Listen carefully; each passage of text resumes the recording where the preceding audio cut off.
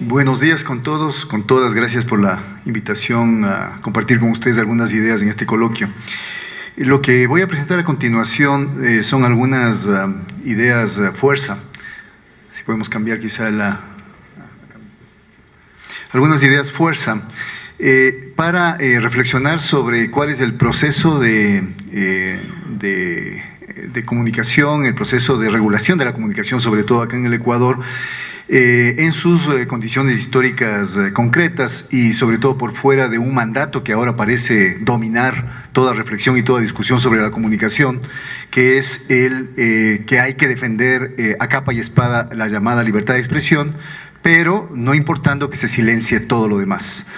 Voy a tratar de poner énfasis en algunos puntos que no caen en los lugares comunes de lo que ha sido quizás la reflexión en Ecuador o el debate político, porque creo que es necesario develar las relaciones socioeconómicas y las estructuras de poder a nivel sistémico y qué papel y qué rol juega la comunicación, y desde ahí recién tratar de explicar o analizar procesos concretos como qué ha pasado en el Ecuador los últimos años en este tema. Primero querría decir que la comunicación hoy en día debería ser visualizada como la base material y también la base inmaterial de la estructura global del capitalismo, de un capitalismo marcado por este modelo neoliberal, que es un modelo de financiarización básicamente. La comunicación yo la veo como que ha ido perdiendo su antigua naturaleza de vínculo, de ser en común, para irse volviendo cada vez más tecnocultura. Para eso recojo este concepto que ha sido colocado por el pensador brasileño Muniz Sodré. La comunicación básicamente opera acelerando el intercambio de bienes y mensajes, y de esta forma impacta profundamente en la vida de las personas, no solamente como individuos, sino también como colectivos, dislocándoles, entre otras cosas, las coordenadas de tiempo y espacio, sobre todo por la creciente imposición de los hipermedios sobre los medios masivos o medios tradicionales. Aquí es donde radica, diría yo, la lógica cultural de este capitalismo neoliberal, y por supuesto esto fundamenta la necesidad de reflexionar con urgencia sobre procesos concretos que intervienen sobre esta, muchos de ellos ahora asignados bajo el rótulo de democratización de la comunicación. Las ideas de esta presentación son, de alguna manera, son la continuidad de las que yo expuse en el 2010 en un artículo de una publicación de Claxo, de un grupo temático de investigación de la que formé parte hasta el 2013, y también de un artículo del 2014 en la revista Nueva Sociedad, donde de alguna manera actualicé algunas de esas indagaciones que había hecho el 2010. Algunas otras cosas son ideas preliminares de una investigación que estoy este momento haciendo mucho más abarcativa y con otros temas incluidos. La parte conceptual entrecruza tres miradas o tres aproximaciones, una más vinculada con la economía política de la comunicación, que es, creo yo, básica para entender este trasfondo estructural. Otra, las ciencias sociales y políticas, que de hecho nos ayudan a indagar sobre el Estado, la democracia y las ciudadanías. Y una tercera, de tipo cultural, que busca desentrañar quizás sobre todo el sentido de los discursos que están en juego, de los discursos mediáticos, de los discursos políticos, que finalmente también van marcando la dirección de los procesos. Hay necesidad de hacer, y lo haré brevemente, un encuadre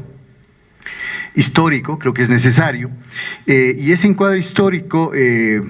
no quisiera extenderme mucho por razones de tiempo, pero yo quisiera decir, hay una reactualización o una revitalización de toda una lucha política que tiene su origen, diría yo, más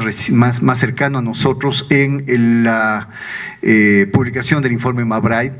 que nos habla de un orden informativo desigual, injusto a nivel mundial, y que por supuesto genera una férrea resistencia entre sectores que se ven directamente aludidos en ese informe. Creo que hay una reemergencia de una serie de discusiones que ya por entonces, o sea, en los 80, desde inicios de los 80, se fueron gestando en América Latina y que contribuyeron de manera decisiva, diría yo, a enriquecer los espacios de debate y de reflexión académica e investigativa de la comunicación. En el caso ecuatoriano, se puede vislumbrar que en esta reactualización de esos debates y de esa accionalidad política para regular la comunicación y también para ubicar a los derechos a la comunicación como derechos fundamentales en las disputas por transformar la sociedad en su conjunto. Quisiera decir que en el caso ecuatoriano, y entrando ya en materia, podemos identificar un primer momento entre el 2007 y el 2009. Estoy siempre ubicándome en la periodicidad, en el periodo de gobernanza del Movimiento País, del actual gobierno, que podemos denominar un momento de transición.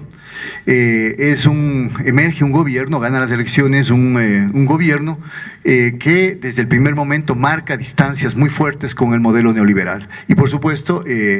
embandera un discurso anti-neoliberal que se traduce también en la Carta Magna, en la nueva Constitución aprobada el 2008 en Montecristi, donde se amplía, digamos, el abanico de derechos humanos, se le da el papel, se le asigna al Estado el papel o el rol de garante de esos derechos y se incluye los derechos de información y de comunicación, que además de incluir un mandato expreso para que en el plazo de un año se apruebe una ley de carácter orgánico. Esto ya forma parte del segundo momento que se da entre el 2009 y el 2013. La ley debía haberse aprobado en un año, la ley demora casi 4 años en su aprobación y en ese espacio de tiempo se revelan ya todas las tendencias contradictorias e inclusive antagónicas entre la voluntad popular, digamos, refrendada no solamente en la Constitución de Montecristi, sino también en la consulta popular del 2011, donde se consulta de manera plebiscitaria a la población si es que se quería un consejo que regule la comunicación en el Ecuador y recibe el voto mayoritario, el sí recibe el voto mayoritario de la población.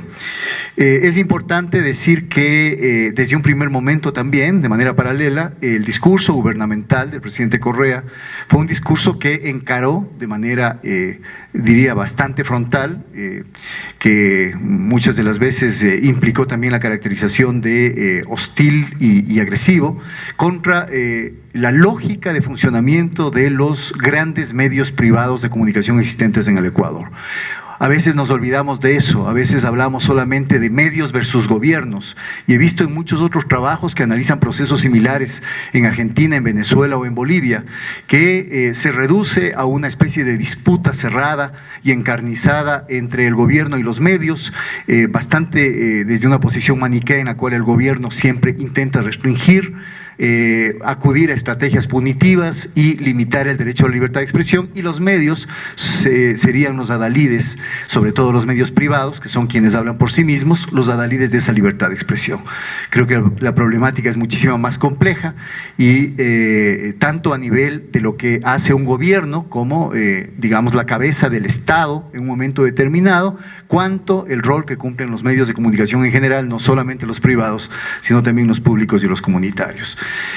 Como les decía, en este segundo momento se va agudizando la disputa, se va planteando esta idea que ya también se repite en países como Argentina, de que lo que se quiere hacer es imponer una ley mordaza contra la libertad de expresión. Van apareciendo cada vez más en el escenario actores más diversos y actores más potentes, diría yo, que se interpelan mutuamente. El gobierno ecuatoriano en este periodo marcó una línea, digamos, discursiva muy fuerte a partir de la propia voz del presidente Correa en este tema y de un enfrentamiento cada vez más fuerte con determinados medios y con determinados periodistas, lo que dio lugar obviamente a la presencia permanente y anual, diríamos, de quejas, de llamados de atención por parte de organizaciones internacionales o de gremios transnacionales también de defensa de derechos humanos y defensa de periodistas. Creo que el abandono de este espacio de discusión por parte del gobierno ecuatoriano, enfocándose fundamentalmente para conducir la discusión en términos internos, creo que es uno de los grandes vacíos que ha generado también el desenvolvimiento de este proceso. El tercer momento incluye, desde que se aprobó la Ley de Comunicación en junio del 2013 hasta la actualidad, se va cada vez poblando con más diversidad y más fuerza de actores el escenario tecnomediático, se va complejizando cada vez más el discurso y creo que va apareciendo una tendencia hacia, yo diría, un relativo debilitamiento de esta propuesta que el gobierno había hecho en el año 2008 en la Constitución y que había tenido cuando se aprobó la Ley de Comunicación, sobre todo los primeros meses tras su aprobación.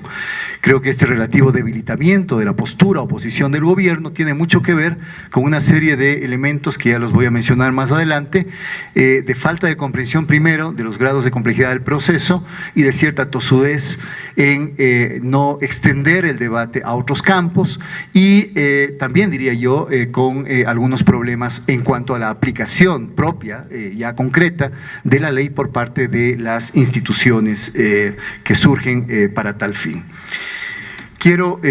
Quisiera yo poner énfasis en algunos puntos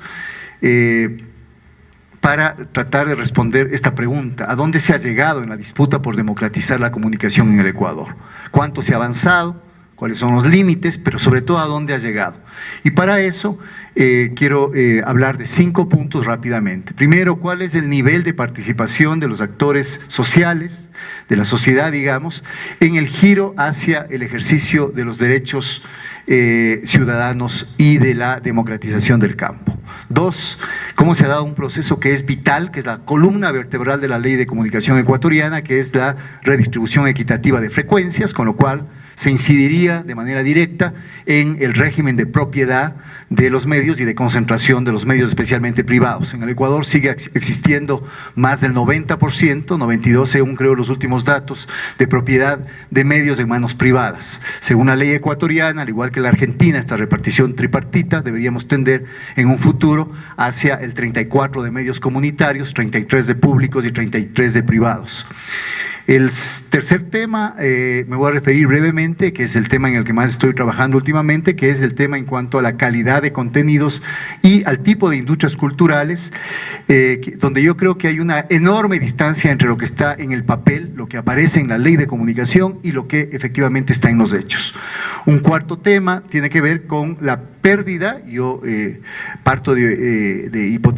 hipotetizar que hay una relativa pérdida de hegemonía, digamos, que se había logrado en años anteriores por parte de quienes creemos que es necesario y que es una vía para la democratización de la comunicación su regulación, una regulación obviamente enmarcada en límites, una regulación que tome en cuenta la participación de los actores sociales y una regulación que atienda finalmente hacia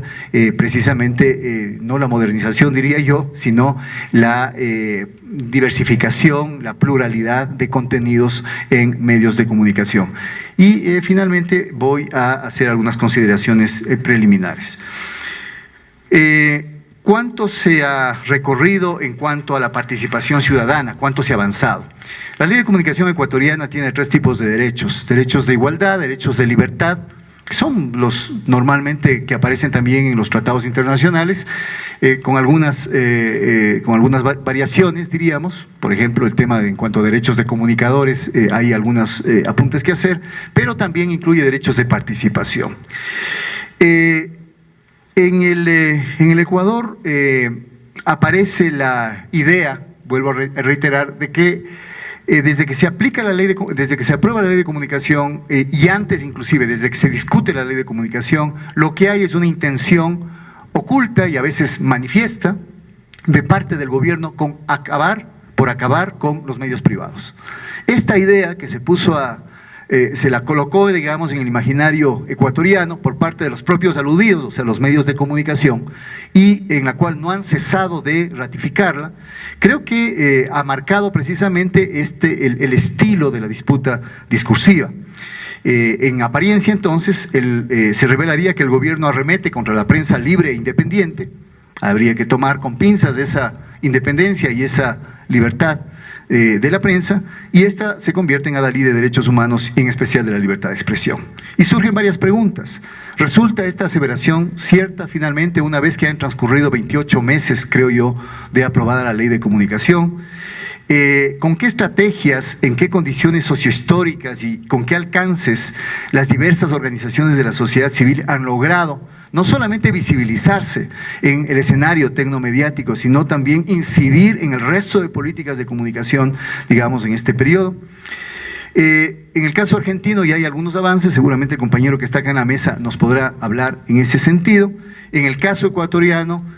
no se da una fortaleza, un entretejido social que haya empujado la Ley Orgánica de Comunicación, hay que decirlo con claridad, de parte del tercer sector de la sociedad civil, sin embargo, de lo cual siempre los sectores vinculados a medios comunitarios, los sectores vinculados a medios populares y medios alternativos, apoyaron la necesidad de una ley de comunicación en Ecuador, a diferencia de los medios privados, cuya tesis era de que la mejor ley es la que no existe, y esos sectores sociales y sectores políticos estuvieron atentos sobre todo a que se dé el segundo punto del que les voy a hablar, el proceso de redistribución de frecuencias. Han estado presionando para aquello. Desde ese punto de vista, la participación, digamos, como lo voy a mencionar quizá más adelante con un poco más de detalle, la participación no empujó la ley se hizo quizá desde lo que se puede llamar el activismo estatal, desde arriba hacia abajo, creo que hay que reconocerlo, pero también es cierto que siempre se contó o se debió haber contado entre los aliados para empujar el proceso, para diseñar las políticas, para operacionalizar la aplicación de la ley a estos sectores que finalmente estuvieron de acuerdo con la ley desde un inicio. Segundo punto, la redistribución de frecuencias. Creo que este tema es el cuello de botella de la Ley Orgánica de Comunicación. ¿Por qué no hay mayores avances en este sentido? ¿Por qué, a pesar de los reclamos ininterrumpidos durante estos más de 2 años, no se ha dado lugar a un llamado a concurso a nivel nacional, poniendo énfasis y revitalizando, digamos, el interés de los sectores colectivos, de las organizaciones sociales, de los pueblos y nacionalidades indígenas, por contar con medios comunitarios? ¿Por qué no se ha resuelto el problema de la sostenibilidad económica y financiera, que es uno precisamente de los temas más complejos para que pueda llevarse a cabo esta política? Esas son las preguntas que se abren, pero frente a los hechos, lo cierto es que está prácticamente el proceso estancado, se ha estancado prácticamente el proceso. Creo que aquí hay varias razones. Una de ellas puede ser la discoordinación o a veces miradas en distinto sentido que hay entre autoridad de telecomunicaciones y la autoridad que regula la comunicación. De esta segunda, no me cabe, formé parte de esa autoridad hasta hace pocas semanas, no me cabe duda de la intención de llevar a cabo el proceso. Tengo muchas dudas, en cambio, de autoridad de telecomunicaciones que tenga el interés o tenga la sagacidad o la claridad política para saber la importancia que tiene este proceso en cuanto a la Ley Orgánica de Comunicación. Cierto es que es un tema complejo, pero 28 meses son un tiempo más que suficiente para que haya habido avances, al menos incipientes en ese sentido. Siguiente tema, calidad de contenidos e industrias culturales. Creo que es importante, digamos, aclarar que el cambio en la calidad de los contenidos no se refiere ni a una visión elitista de querer que los contenidos televisivos, radiales e impresos se eleven hasta lo que algunos estudiosos llaman la cultura culta. Digamos, esta cultura letrada, esta cultura ilustrada. No se trata de eso, significaría esto desconocer la naturaleza misma, por ejemplo, de la tecnología de la televisión, etcétera, etcétera. Creo que vivimos en un mundo, como lo decía Omar en la intervención anterior, mucho más diverso y mucho más abierto que antes, con muchas más incertidumbres, y creo que hay que aceptar aquello. La pluralidad, la diversidad tiene que ver con aquello. Pero no es menos cierto que hay una lógica mercantil en la cultura del entretenimiento y en la cultura del espectáculo. Remitirse solamente a decir, estamos en la cultura del espectáculo o estamos simplemente en la cultura, no sé, pop o light, puede llevarnos al equívoco de creer que no hay conexión entre esos contenidos y lo que significa la reproducción sistémica, y sí la hay. Y es por eso que muchos de los artículos de la Ley de Comunicación que apuntan directa y otros indirectamente a mejorar la calidad de los contenidos no pasan precisamente por un consejo de ilustrados o de notables que diga qué contenidos son buenos o son malos, sino fundamentalmente por llenar vacíos y por corregir deficiencias en esos contenidos. Lo primero se ha hecho de manera más o menos adecuada. Contenidos discriminatorios, contenidos violentos o contenidos inadecuados para determinados públicos, sobre todo de protección especial como niños, niñas y adolescentes, creo que se ha llevado adelante en estos 2 años y casi medio con bastante fuerza. Sin embargo, la posibilidad de mejorar otro tipo de contenidos, de poder visibilizarnos como país de manera intercultural, la posibilidad de que haya fortaleza y promoción de las industrias creativas locales a través de la publicidad, de la producción audiovisual, a través de la producción musical y de la obligación de que se cumpla la Ley de Comunicación, por ejemplo, en el 50% de producción musical propia y en el llegar hasta el 60% de producción audiovisual, la posibilidad de que el cine ecuatoriano se transmita por los medios de comunicación, la posibilidad de que haya contenidos interculturales en un 5%, pero contenidos de calidad que no signifiquen simplemente clichés o la lectura o repetición anodina de que en el Ecuador existen pueblos y nacionalidades indígenas, estamos todavía muy lejos de conseguir. Ciertamente no son procesos que se consiguen con una ley, hace falta modificar hasta, diría yo, no solo la cultura ciudadana, sino la cultura política, pero creo que estos temas son los pendientes. Y para terminar, porque creo que ya me estoy excediendo del tiempo, yo diría que hay una pérdida paulatina de una hegemonía que se ganó en el caso ecuatoriano a pulso para regular la comunicación en el Ecuador y para mejorar la calidad periodística, la calidad de los contenidos de entretenimiento, etcétera. Y esto por varias razones. Me parece que hay un cierto desgaste en el discurso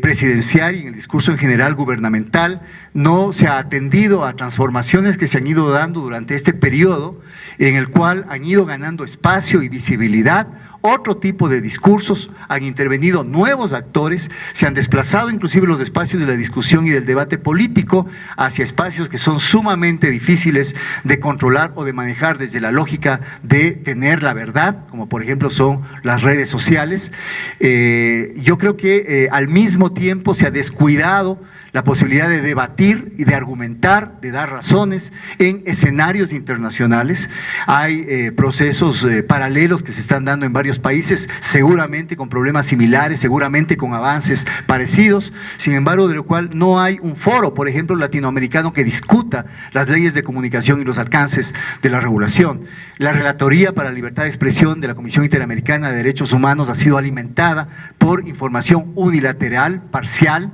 Se han sesgado muchos de los informes, pero el gobierno ecuatoriano no ha querido intervenir activamente en las audiencias, por ejemplo, de la CID, lo cual creo que es o ha sido un error durante años consecutivos. Existen una serie de actores políticos disfrazados de no políticos que dicen pertenecer al sector de organismos no gubernamentales que han sido la punta de lanza del discurso de medios y de sectores políticos de oposición y que han apuntado a desmontar la Ley Orgánica de Comunicación.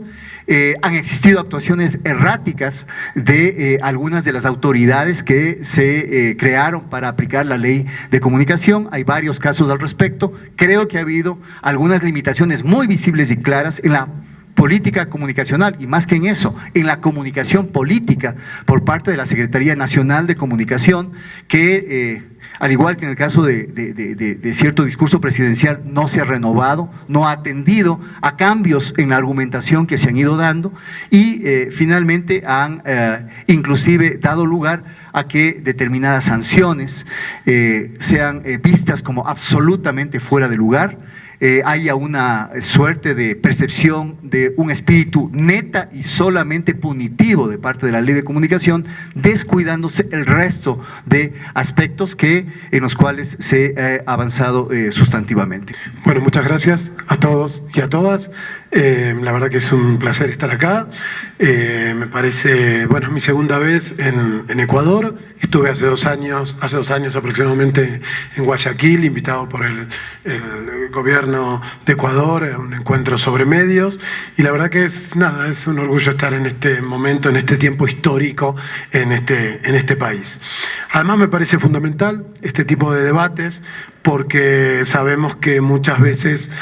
cuando hablamos de leyes, y no solamente de leyes de medios, no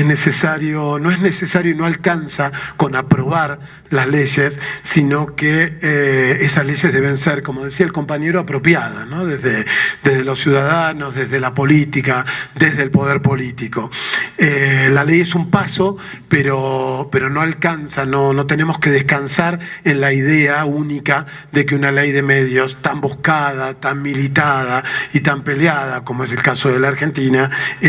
alcanza solamente con que esté aprobada por un Congreso y con que se ponga en ejecución en parte, porque ahora eso es lo que nos vamos a preguntar en esta ponencia.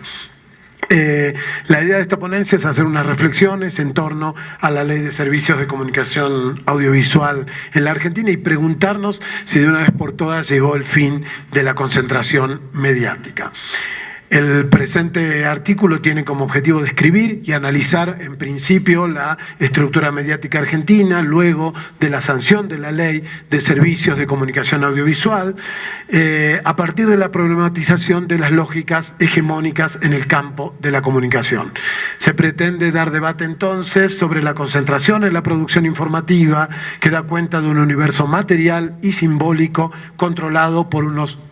pocos grupos monopólicos. A los fines de este ensayo resulta imprescindible detenerse en los procesos que tuvieron lugar durante la década de los años 90, el neoliberalismo, en el caso de la Argentina, el gobierno de Carlos Menem, y la profundización de las políticas, de estas políticas neoliberales, obviamente nos alcanza a la comunicación y alcanza a nuestro objeto de estudio. Asimismo, reconocer esta etapa posibilita comprender los fundamentos que dieron lugar al delineamiento de una nueva ley de medios de comunicación en Argentina en el gobierno de Cristina Fernández, que a su vez planteó dejar atrás una legislación pensada bajo la última dictadura militar. Fíjense en esto de apropiarnos de las leyes, la densidad, ¿no? Cuando pensamos que la ley decreto que estuvo vigente durante muchísimos años de la democracia provenía de la última dictadura militar argentina. Por último, cabe destacar que el aporte más original de este trabajo que vamos a presentar ahora está dado por la problematización de estos escenarios desde el abordaje de un caso concreto, que es la relación entre la creciente oferta de servicios de televisión por cable, cuyo mercado está mayoritariamente en manos del grupo Clarín, a través de una de sus empresas, Cablevisión, y el advenimiento de la televisión digital abierta, la TDA, lo que vamos a denominar TDA, especialmente como una política pública estratégica en el escenario comunicacional argentino. Asumir el desafío de problematizar un medio masivo de comunicación de las características de la televisión es aceptar un enfoque interdisciplinar y multidimensional. Para trabajar el estado actual de este tema debemos advertir la complejidad del momento que atravesamos, en el que aparecen y se entrelazan distintos elementos, aunque con cierta tensión. En este artículo ubicamos la sanción de una nueva ley de servicios de comunicación audiovisual, la 26.522, como el punto de inflexión para empezar a pensar estos cambios.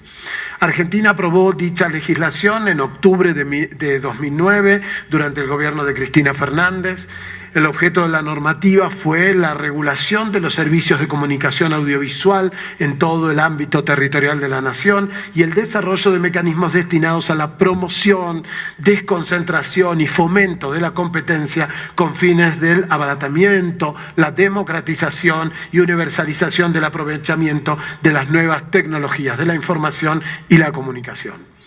Abordar estos ejes temáticos es el objetivo último de este ensayo, que postula como categorías analíticas a la televisión en tanto medio de comunicación por excelencia en términos de masividad y de alcance, de conformación de sentidos sociales y culturales y, por supuesto, como espacio primordial en las disputas simbólicas. Por ello se torna necesario exponer contextos, procesos y lograr nuevas interpretaciones que permitan comprender la potencialidad de esta novedosa etapa que vivimos. Desde el Centro de Investigación y Desarrollo en Comunicación, Industrias Culturales y Televisión, que dirijo en la Facultad de Periodismo y Comunicación Social de la Universidad de La Plata, llevamos adelante distintas líneas investigativas que tienen nuevos desafíos para interpelar y hacer partícipes a todos y cada uno de los investigadores del campo de la comunicación local y regional. Entonces se configuran como propósitos, en primer lugar, reconstruir el desarrollo histórico de la televisión argentina mediante la identificación de las principales políticas vinculadas a la implementación de los distintos modelos, el estatal y el privado. En segundo lugar, reconocer y describir el mapa comunicacional argentino y la intervención de la Ley de Servicios de Comunicación Audiovisual desde su sanción en 2009. En tercer lugar, identificar los principales grupos mediáticos del país y su injerencia en la consolidación de un esquema hegemónico en la comunicación. Y por último, recuperar el caso Cablevisión, Sociedad Anónima, para problematizar la concentración de la producción y distribución de contenido en contraposición, como les decía, al desarrollo de la televisión digital abierta como política pública. Esta publicación asume la perspectiva de la investigación cualitativa, en tanto se propone un abordaje histórico y documental en torno a lo que se configura como categoría analítica central, la televisión. Cabe aclarar que para dar marco a este enfoque se sostienen estrategias metodológicas de revisión del campo comunicacional argentino, a partir de la reconstrucción de sus primeras configuraciones, su complejo desarrollo y la consolidación del escenario mediático actual. De este modo, consideramos conveniente implementar nuestra metodología de trabajo a partir de los siguientes lineamientos. En primer lugar, como decíamos, referenciación de la televisión argentina mediante una perspectiva histórica. En este punto, el rastreo y revisión de bibliografía y documentos se constituyen como técnicas de abordaje. Y en segundo lugar, la descripción de este caso concreto sobre Cablevisión y TDA. Sobre televisión argentina, lo primero que tenemos que decir es que si hacemos un repaso de la televisión, de la llegada de la televisión a la Argentina, debemos decir que seguramente esto algunos lo conocerán, pero vale recordar que su inserción en 1951 se inicia respondiendo a una política estatal llevada a cabo por el gobierno de Juan Domingo Perón. Encabezada por Jaime Yankelevich, la primera transmisión de televisión se realizó desde LR3 Radio Belgrano. De esta manera, la TV argentina comienza a dar sus primeros pasos con aparatos receptores importados, normativas endebles, pero con la fiel convicción de que ese comienzo era solo un pequeño paso para algo mucho más grande. Utilizando las palabras de Enrique Bustamante, aparecía un gigante social y un enano económico. La concepción pública en relación a este gigante social se basaba en la famosa trilogía de las funciones y objetivos. La televisión debía educar, informar y entretener como forma de control político. Recién al final de la década del 50, el enano económico empieza a despertar los intereses de los capitales privados. La televisión privada desembarca en la provincia de Córdoba, menciono que es la segunda provincia más importante de la Argentina en cantidad de habitantes, después de Buenos Aires, y a comienzos de los años 60 iniciaron sus transmisiones desde Buenos Aires los canales privados, Canal 9, Canal 13. A partir de allí se generó un periodo de gran expansión de la televisión privada, con características basadas en una programación diversificada, tecnología puesta al servicio del medio, la publicidad como estandarte de las gerencias y una industria cultural que avanzaba, pero que también asustaba. La televisión empieza a ser mirada con el objetivo de conseguir la mayor inversión publicitaria para su máximo beneficio. En la historia más reciente de los medios masivos de comunicación en nuestro país, podemos mencionar como punto central la Ley 22.285, promulgada en 1980 durante la última dictadura militar. Los medios de radiodifusión públicos pasan a ser gestionados por privados y carecen de mandato como servicio público. Fíjense la referencia. Su integración es definida exclusivamente por el Poder Ejecutivo en el otorgamiento de licencias, sin tener ni el Poder Legislativo ni la sociedad civil potestad para su dirección, programación y contenido. El financiamiento de estos medios dependen exclusivamente de la publicidad y de los aportes del presupuesto estatal. Esas eran las medidas del gobierno de la dictadura.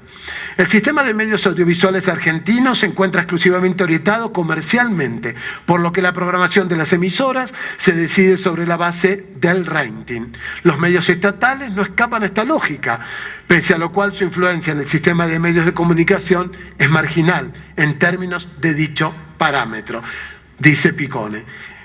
Estas líneas de pensamiento y gestión sobre los medios de comunicación masiva encuentran su máximo, yo diría máximo y temeroso esplendor en la década del 90, durante el gobierno de Carlos Menem. La concentración de medios fue acelerada y la transnacionalización de los capitales de esta área de la economía se potenció. Sin necesidad de apelar a una nueva ley de medios, dicha gestión modificó el estratégico artículo 45 de la ley vigente, que como se mencionó, y es interesante repetirlo constantemente, fue promulgada durante el gobierno genocida, permitiendo que propietarios de medios gráficos adquirieran licencias para múltiples medios audiovisuales. Esto planteó una concentración y monopolización de medios en la Argentina, en la que los principales grupos mediáticos conformaron poderosos imperios comunicacionales de prensa, escrita, televisión abierta, cable, internet, radios y agencias de noticias. Con la transformación estructural que se produce, cambian las reglas de juego y se termina de construir un nuevo esquema de comunicaciones. Un total de 45 canales de televisión abierta quedan operativos en todo el país. La desproporción es total, ya que solo 10 de las 24 provincias tienen una señal de televisión. Es ahí donde también se vuelve a ver la mano del mercado y los intereses políticos en diálogo con él, generando la concentración de canales abiertos, específicamente en las grandes ciudades y en los grandes conglomerados. En la Patagonia casi no hay canales de televisión abiertos, todo se concentra en, podríamos decir, la Pampa Húmeda, provincia de Buenos Aires, Santa Fe, provincia de Córdoba, algunos canales en el norte, específicamente en las provincias más fuertes económicas como Salta o Tucumán. Otra vez, ciudadanos de primera y de segunda, algunos capaces de tener televisión y otros no. La lógica imperante es simple de develar: donde más se puede vender, más canales habrá. Mientras que en toda la provincia de Catamarca, al norte argentino, no hay señales y solo se reciben canales de aire de otros sitios, en ciudades como Santa Fe, decía, Rosario o la turística Mar del Plata, hay 2 canales de televisión abierta, que además terminan entregados por el gobierno de Menem y sus privatizaciones a manos del Grupo Clarín y de Telefónica de España. En consecuencia, se dio una concentración de emisoras de televisión, cuyos principales grupos son Clarín, Telefónica y el Grupo 1. Voy a saltarme algunas descripciones en torno a la concentración mediática para ir específicamente a algunas situaciones en torno al Grupo Clarín, el grupo concentrado más grande de la Argentina. Promulgada, el punto más importante después de esta descripción de los años 90 fue el 10 de octubre con la aprobación de la Ley de Servicios de Comunicación Audiovisual, que estableció nuevas reglas de juego para un mercado comunicacional concentrado en pocas manos. Promulgada por el decreto y reglamentada por el decreto 26.522, regula los servicios de comunicación audiovisual, radio y televisión de todo el país a través de mecanismos que procuran la promoción de la diversidad y pluralidad de los contenidos. Se reserva, por ejemplo, como bien dijo el compañero, el 33% del espectro al sector privado no comercial. La desconcentración del sistema, el fomento de la competencia con el objetivo de democratizar y universalizar el acceso, entendiendo la comunicación como un derecho humano básico y no como un bien económico sujeto a las reglas del mercado. Además, esta nueva legislación avanza conformando la Autoridad Federal de Servicios de Comunicación Audiovisual, de ahora en más AFSCA, y Radio y Televisión Argentina, RTA, y otras transformaciones comunicacionales. La concentración de la producción y distribución de contenidos, el caso Cablevisión, es lo que ahora me gustaría mencionar. Cablevisión es una empresa creada en 1981 que originalmente solo brindaba servicio de televisión por cable y que desde el 2006 pertenece al Grupo Clarín. Cabe destacar que no se trata de una compañía cualquiera, es la que lleva casi todas las regiones territoriales del país y concentra la mayor cantidad de abonados, registrando al 2015 un total de 3 millones de hogares que pagan por sus distintas prestaciones. El punto de partida a través del cual Cablevisión se constituye como un actor dominante del mercado nacional se ubica en los últimos años, como dije, de la década del 90, donde termina de configurarse como gran grupo mediático. No obstante, con los albores de la nueva ley de servicios de comunicación audiovisual, estas dinámicas societarias empiezan a ser debatidas y cuestionadas, hasta quedar al margen de la ley luego de ser reglamentada en 2009. Es entonces que a partir de la nueva legislación, el Grupo Clarín, en tanto titular de las firmas enunciadas, se ve obligado a readecuar su estructura a través de un plan de desinversión. Fíjense lo interesante de la ley que obliga entonces a desinvertir al Grupo Clarín. Es ahí que recién en noviembre de 2013, tras un litigio judicial de más de 4 años, el Multimedios presentó un plan de adecuación. Plan de adecuación que todavía sigue sin concretarse, porque lo que sucede es que esta situación ha sido judicializada hasta el extremo. Ha ido a la Corte Suprema de Justicia, digamos, el Grupo Clarín inclusive desconociendo todo tipo de medida judicial y desconociendo la legitimidad de esta ley de servicios de comunicación audiovisual, que además tuvo la particularidad de ser aprobada de manera transversal por todos o por una gran mayoría de partidos políticos en el Parlamento, no solo por el oficialismo. Pero bien, entonces, tras la sanción en 2009 de la ley, nos encontramos con un panorama que decía cada vez más complejo e incierto, en el cual la justicia argentina, cómplices con las demoras en las aplicaciones íntegra de la normativa, ha logrado que el principal grupo de medios que debía desconcentrarse para posibilitar una democratización de las comunicaciones y una pluralidad de voces, hoy renueve su apuesta. Clarín avanza hacia un monopolio cada vez más férreo y desafía las reglamentaciones nacionales al desconocer por completo las regulaciones del sector. Me gustaría mencionar, bueno, que el estado de situación, entonces en el caso de Clarín es desconoce cualquier tipo de regulación. Sin embargo, como cuestión positiva y para dar cuenta, digo, a mí me interesaría dar cuenta de un estado de situación en el cual nosotros entendemos que este momento es muy positivo, es un momento de conflicto, es un momento en el que desde las universidades nacionales no debemos decir, bueno, la ley ya está, se aprobó, bueno, ya está, que no sea una pelea del gobierno con Clarín, dejémoslo, avancemos en lo que nosotros pudimos avanzar, porque está claro, digamos, con esta situación, con este apoyo que muchas veces también la corporación judicial realiza, la corporación mediática, esta batalla todavía no está ganada. Sin embargo, como algunas cuestiones positivas, me gustaría destacar de manera relevante la creación y el surgimiento en la Argentina de la TDA como una política pública. Hay un nuevo escenario de comunicación. se crea el Sistema Argentino de Televisión Digital Terrestre. Este Sistema Argentino de Televisión Digital Terrestre tiene como objetivos promover la inclusión social, la diversidad cultural, el idioma del país a través del acceso a la tecnología digital, facilitar la creación de una red universal de educación a distancia, estimular la investigación y el desarrollo, así como fomentar la expansión de las tecnologías e industria en la República Argentina relacionados con la información y la comunicación, optimizar el uso del espectro radioeléctrico, contribuir a la convergencia tecnológica, mejorar la calidad de audio, video y servicios, promover la creación de puestos de trabajo y la capacitación de los trabajadores en la industria tecnológica.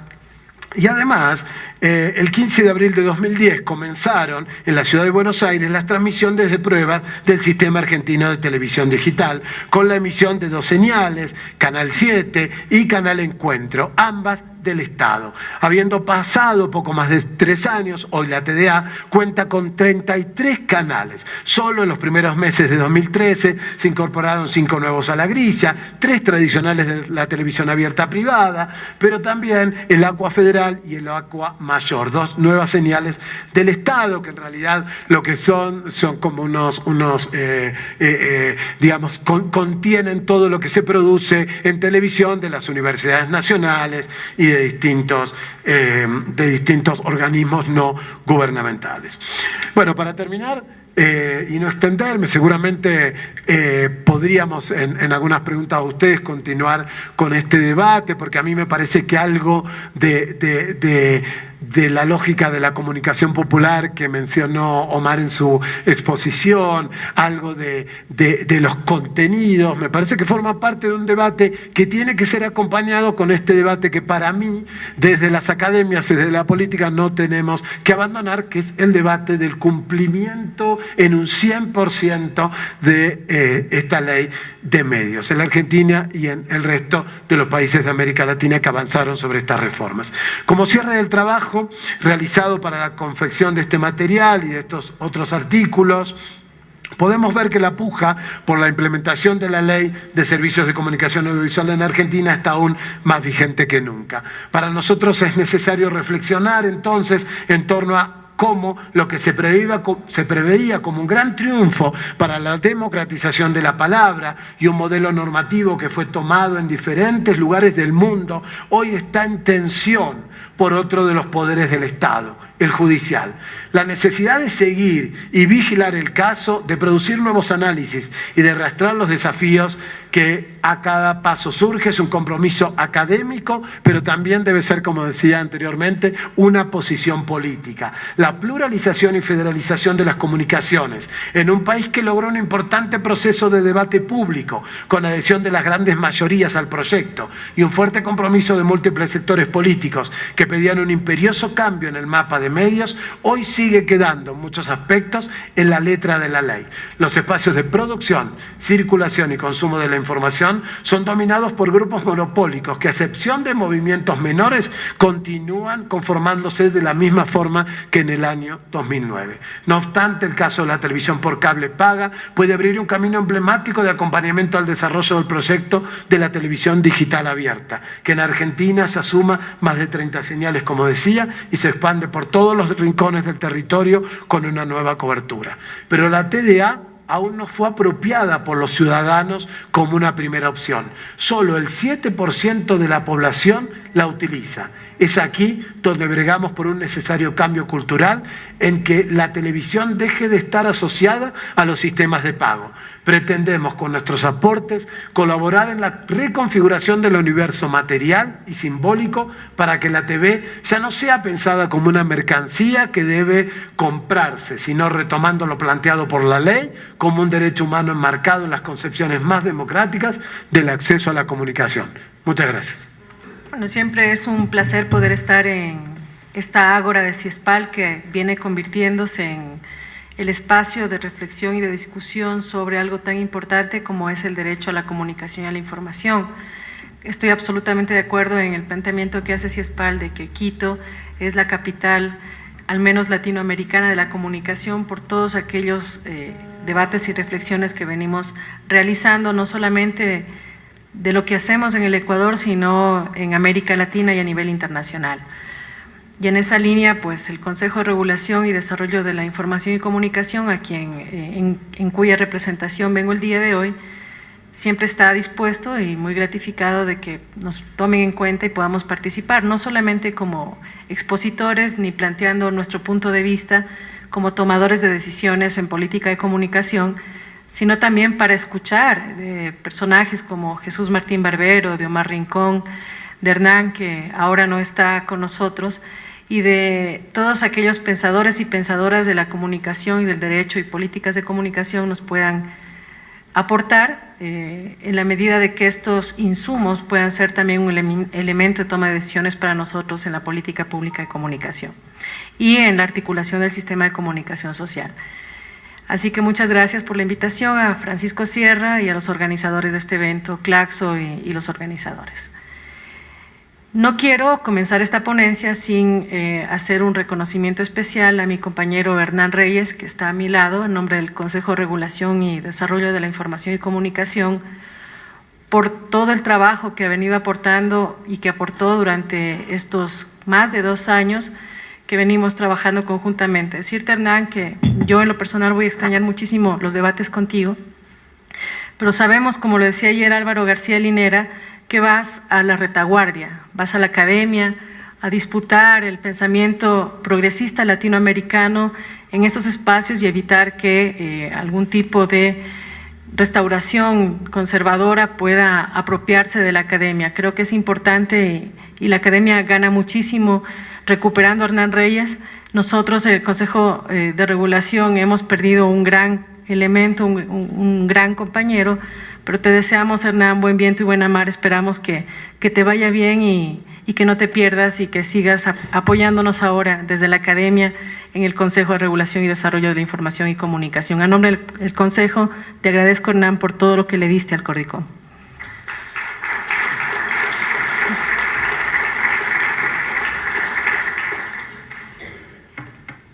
El tema que yo les quiero proponer el día de hoy es algo que me gusta muchísimo y que no lo había podido plantear en otros espacios y lo voy a hacer por primera vez, porque creo que es importante que nosotros vayamos discutiendo también varios elementos que tienen que ver con la democratización de la comunicación y de la cultura.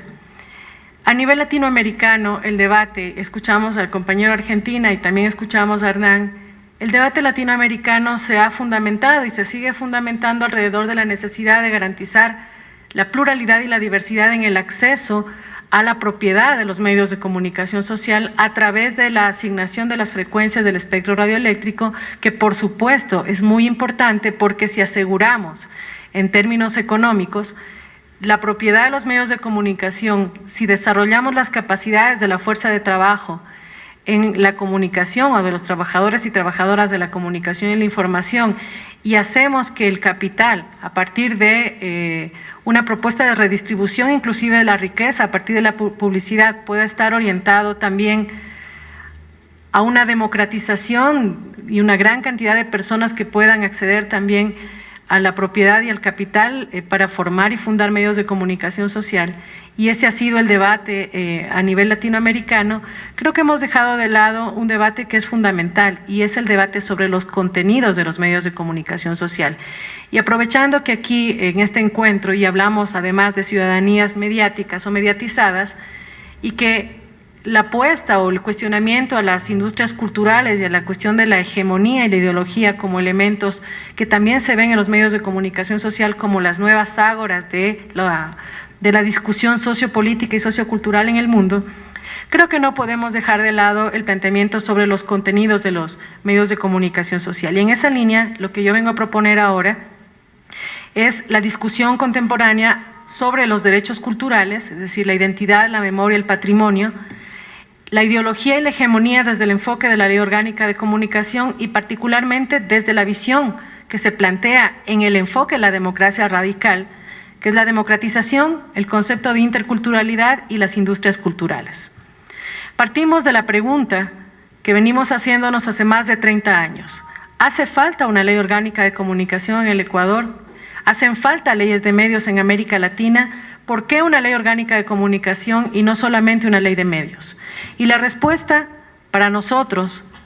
es una apuesta revolucionaria que debe decirse de manera frontal y abiertamente.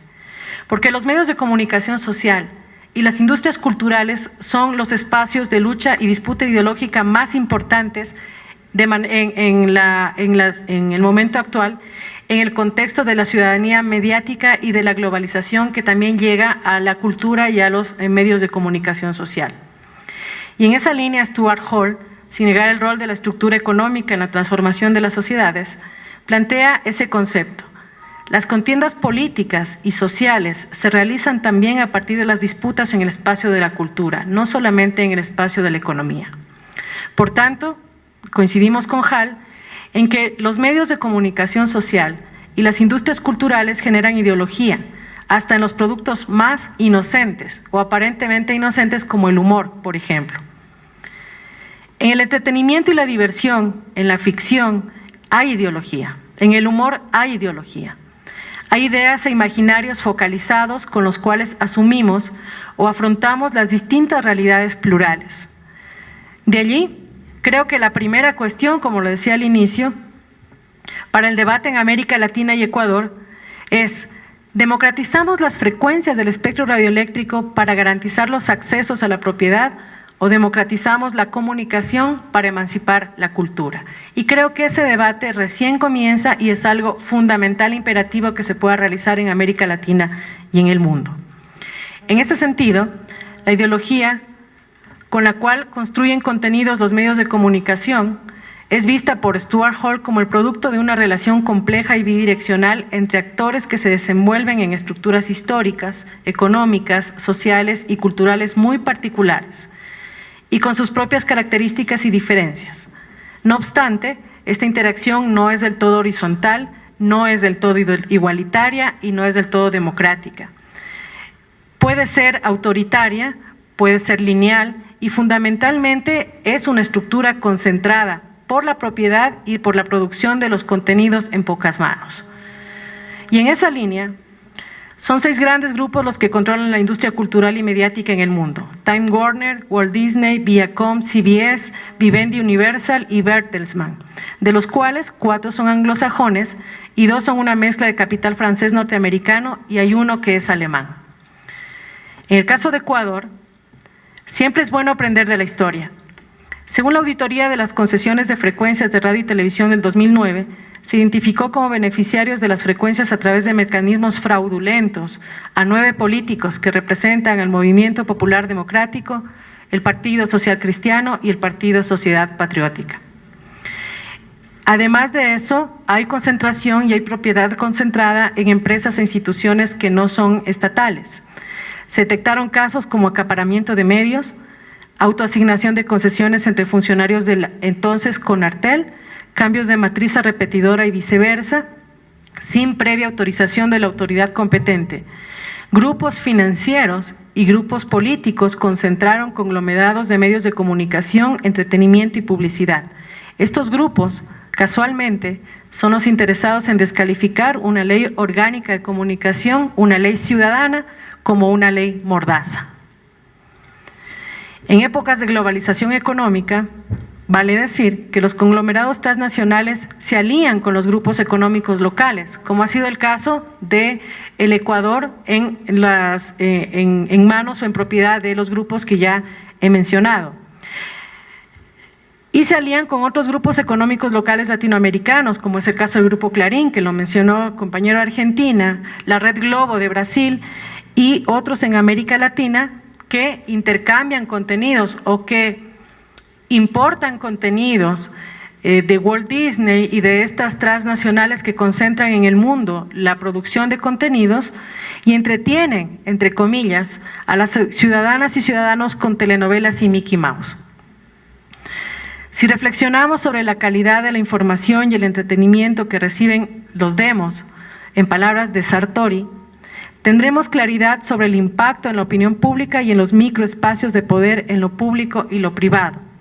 Y voy a poner un ejemplo concreto.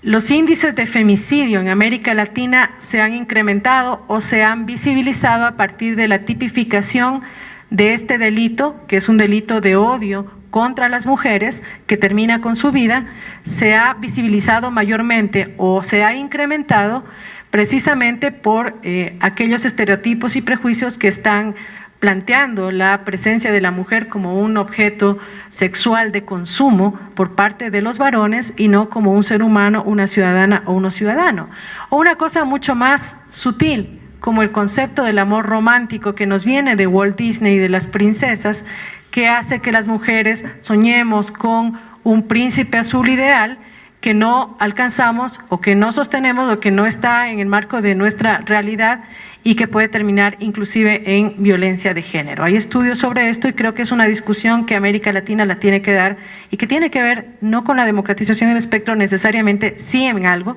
pero fundamentalmente con la concentración de los contenidos. Estos conceptos son fundamentales para comprender el sentido revolucionario detrás de una normativa como la Ley Orgánica de Comunicación, así como de las acciones afirmativas que hoy garantizan un mínimo del 5% de contenidos interculturales en los medios de comunicación social, que es una cuota que reivindica el sentido de espacio público de los medios o la lucha contra contenidos discriminatorios, a fin de que los 14 pueblos y nacionalidades que tiene el Ecuador, las mujeres, las niñas, niños, adolescentes, jóvenes, las culturas urbanas, las personas con discapacidad, los refugiados, los migrantes, las personas adultas mayores y otros grupos vulnerables puedan disputar ideológicamente y con autorrepresentación el campo de la industria cultural, pero también el campo de la palabra democracia, de la palabra democratización, identidad, memoria y patrimonio cultural. En la misma línea, desde la Ley Orgánica de Comunicación, la palabra industria se entiende como el desarrollo de contenidos incluyentes, participativos, diversos, plurales e interculturales, por todos los medios y plataformas, y de medios comunitarios con una lógica cualitativa y no solamente cuantitativa. La experiencia ecuatoriana nos ha enseñado que la lógica cuantitativa lo que permite es un fortalecimiento de los grandes conglomerados de los medios de comunicación privados en perjuicio de los pequeños medios de comunicación cuya sostenibilidad se ve afectada si no se resuelven cuestiones, ahí sí económicas, como la propiedad, el trabajo y el capital. Entonces, los medios de comunicación comunitarios deben ser comprendidos y son comprendidos desde la Ley Orgánica de Comunicación en una lógica cualitativa, no solamente cuantitativa. No piensa la Ley de Comunicación en radios comunitarias bajo la lógica de la pobreza o del voluntariado, sino de la sustentabilidad y la capacidad de crear contenidos por la vía de la autorrepresentación. Nada sirve mostrar números de nuevos medios comunitarios si estos no están en la capacidad de sustentarse y generar contenidos que dispongan de la calidad necesaria para hacer frente a una industria mediática que desde hace años está en pocas manos y no solamente en manos locales, lo decía Omar en la mañana, la importancia de lo local, sino que está concentrada en manos transnacionales, en empresas transnacionales cuyos contenidos son simplemente replicados por las empresas nacionales de comunicación. Por otra parte, el apoyo a la producción nacional en el Ecuador es importante, pero a ratos es mal entendido. La producción nacional debe ir más allá de insertar enlatados made in Ecuador, como es el caso de Ecuador Tiene Talento. Y ustedes deben conocer el fenómeno que se produjo hace pocos días, no solo en redes sociales, sino el rechazo ciudadano a un contenido, entre comillas, de producción nacional que discrimina no solamente por la libertad de conciencia y pensamiento, sino que descalifica a una persona por ser joven o por ser adolescente. Esta producción nacional debe ir más allá entonces de insertar enlatados hechos en Ecuador, entre comillas, y debe pensar en una realidad tan compleja como la nuestra. Comprar franquicias y hacerlas con ecuatorianos impide superar las taras del colonialismo mental y simbólico. Ya señalaba Aníbal Quijano, un pensador peruano imprescindible, que las luchas contemporáneas deben apuntar a revertir las lógicas del colonialismo sutiles. Latinoamérica es una cultura tan rica que tiene con qué proponer contenidos, sin necesidad de optar por facilismos de franquicias extranjeras implementadas por la fuerza en nuestro medio. No es lo mismo Una democracia concebida en el seno de un movimiento indígena como el ecuatoriano que aspira a legitimar su participación política, que la de una película estadounidense que alienta la intervención militar en un territorio en el que se busca instaurar una institucionalidad, entre comillas, democrática vertical. La palabra democracia, como podemos constatar, se puede invocar tanto en términos de cuestionar una institucionalidad como de conservarla. En este análisis, la ideología se entiende como la lucha por imponer un discurso y sentido hegemónico a través de códigos, valores, principios que se convierten en el denominador común del modus vivendi o del modo de vida, socialmente aceptado y recreado a partir de las realidades de cada grupo social que se disputa culturalmente el lugar del discurso y el lenguaje hegemónico. Los actores sociales movilizan lenguajes que están inmersos en contextos de luchas sociales, pero le dan un significado que se desprende también de esos juegos ideológicos. Múltiples sectores se pueden identificar con esta configuración de una cadena de significación alrededor de otra cadena. El problema que se le plantea al marxismo, por ejemplo, es no reducir la ideología a la lucha social en la cultura, pero también ver la articulación en contexto de lucha. La ideología tiene un discurso para cada acto e influye o se desplaza al ejercicio de la ciudadanía y de los distintos derechos desde las pantallas a la realidad. Y así la Ley Orgánica de Comunicación se plantea como una apuesta revolucionaria para poder transformar un orden económico o desde la economía política de la comunicación, pero también desde los estudios culturales para transformar una sociedad y garantizar los derechos culturales de todas las personas en el marco de un Estado plurinacional e intercultural. Y aquí yo creo que es importante plantear lo que decía el compañero de Argentina, y es que esto no es suficiente con una sola ley orgánica de comunicación. Hernán me parece que lo dijo también, sino que es necesario que exista voluntad política del Consejo de Regulación de Comunicación, voluntad política de la Autoridad de Telecomunicaciones para la democratización del espectro, voluntad política de quienes hacen las políticas culturales, de industrias culturales, y el ejercicio pleno de una ciudadanía que ejerce control social para que el Estado pueda cumplir con este principio revolucionario de democratizar la comunicación y no solo las industrias culturales. Quiero finalizar esta intervención planteando al foro, planteando a los expositores internacionales que están aquí, lo mismo que planteamos y venimos planteando en Latinoamérica, la necesidad también de repensar en indicadores mediáticos que sean consecuentes con las realidades latinoamericanas, de repensar la libertad de expresión no solamente desde un ejercicio liberal o no liberal, neoliberal, de la prensa que está reforzando el concepto del status quo, sino de pensar la libertad de expresión en el marco de los derechos económicos, sociales, culturales, los derechos colectivos, los derechos de la naturaleza y el derecho al buen vivir, el derecho a un desarrollo que permita incluir a todas las personas, que sea consecuente con la naturaleza, que sea consecuente con todas las identidades, la memoria y el patrimonio que